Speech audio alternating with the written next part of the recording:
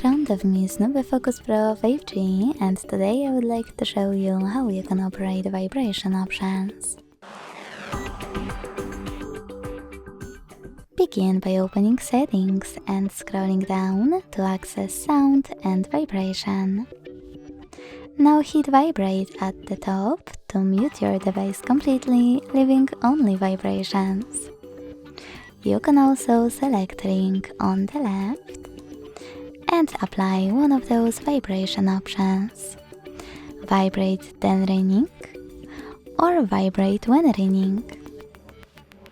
When you finished, scroll down to tap on those two switchers next to charging sounds and vibration, and touch vibration to switch them off or on. Thanks so much for watching. If you enjoyed this video, leave a like, comment and subscribe. Bye!